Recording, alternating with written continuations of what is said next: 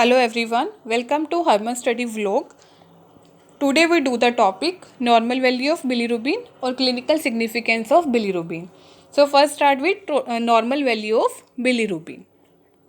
For adults, total bilirubin up to 1.0 milligram per dl, direct conjugated bilirubin up to 0.2 milligram per dl, indirect unconjugated bilirubin up to 0.8 milligram per dl. So this is a normal value for adults. Next is for infants, premature less than 10 milligram per dl, full term less than 4 milligram per dl. The next is clinical significance of bilirubin. Serum bilirubin test is required as a part of liver function test. Total bilirubin is increased in the clinical condition of jaundice. जो serum bilirubin test है वो as a part किसके liver function test का, और जो total bilirubin है वो किस कंडीशन में इंक्रीज होता है in the clinical condition of jaundice. और direct and indirect bilirubin help in the differential diagnosis of various types of jaundice, that is pre hepatic जिसको हम हेमोलिटिक jaundice कहते हैं, हेपेटिक एंड पोस्ट हेपेटिक जिसको हम obstructive jaundice कहते हैं. सो जो डायरेक्ट एंड इनडायरेक्ट बिलीरुबिन है वो हेल्प करता है in the differential diagnosis of various types of jaundice, that is pre hepatic जिसको हेमोलिटिक कहते हैं, then hepatic, then post hepatic जिसको हम ऑब्स्ट्रक्टिव jaundice कहते हैं. The next is in pre hepatic jaundice, level of indirect serum bilirubin increased due to the over production of bilirubin. सो जो इन pre hepatic jaundice है इसमें क्या है, जो indirect serum bilirubin है ये इंक्रीज हो जाता है. क्यों? Due to the over production of bilirubin. इसमें ओवर प्रोडक्शन हो जाती है bilirubin की. और इन हेपेटिक jaundice में जो बोथ फॉर्म्स है bilirubin will be increase due to liver disorder and as a result the excretion of bilirubin is decreased.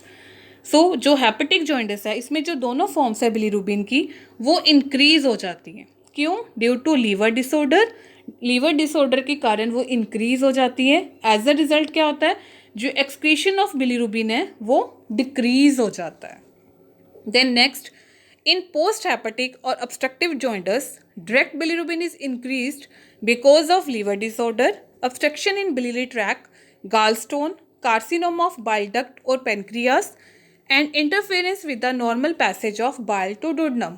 So in post hepatic और जो obstructive jaundice है इसमें जो डायरेक्ट बिलीरुबिन है वो इंक्रीज हो जाता है. क्यों? Because of liver disorder. Liver disorder के कारण obstruction in biliary tract, gallstone, carcinoma of bile duct or pancreas. Carcinoma means common type of cancer.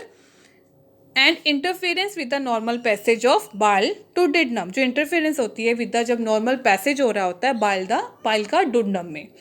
So 3 types के jaundice हुए, pre hepatic, hepatic and post hepatic. Pre hepatic jaundice में indirect bilirubin, जो indirect serum bilirubin है वो increase होगा due to the over production of bilirubin. The next part is hepatic jaundice. इसमें both forms of bilirubin increase होंगे due to liver disorder, और as a result क्या होगा, जो एक्सक्रीशन ऑफ बिलीरुबिन होगी वो डिक्रीज हो जाएगी. और देन लास्ट पोस्ट हेपेटिक जिसको हम ऑब्स्ट्रक्टिव jaundice कहते हैं, इसमें डायरेक्ट बिलीरुबिन इंक्रीज होगा because of liver disorder, obstruction in biliary tract, gallstone, carcinoma of bile duct or pancreas, and interference with the normal passage of bile to duodenum. The next is some clinical condition responsible for jaundice. So first is pre-hepatic jaundice. First is hemolytic anemia. Hemolytic anemia means breakdown of RBC. So RBC की breakdown होगी RBC की, so increase production हो जाएगी bilirubin की. Next is infection like malaria etc. Chronic ulcer. Haemoglobinopathies. Haemoglobinopathies means कि जो abnormal production होगी और जो स्ट्रक्चर होगा HB मॉलिक्यूल का वो भी अबनॉर्मल होगा. Liver disease like hepatitis and cirrhosis. Splenomegaly. Splenomegaly means कि जो स्प्लीन है उसका साइज एनलार्ज हो जाएगा और कोज करेगा लीवर की डिजीज, लीवर डिजीज कोज करेगा. So first is haemolytic anaemia. इसमें ब्रेकडाउन होगी रेड ब्लड सेल्स की जिससे प्रोडक्शन इंक्रीज हो जाएगी बिलीरुबिन की. Next is infection like malaria etcetera. Chronic ulcer, haemoglobinopathies means कि अबनॉर्मल प्रोडक्शन होगी और जो स्ट्रक्चर होगा एचबी मॉलिक्यूल का वो भी अबनॉर्मल होगा. Next liver diseases like hepatitis and cirrhosis. And the next is splenomegaly means enlarge होगा साइज स्प्लीन का जो कि कोज करेगा liver disease. Next is hepatic जॉइंडस.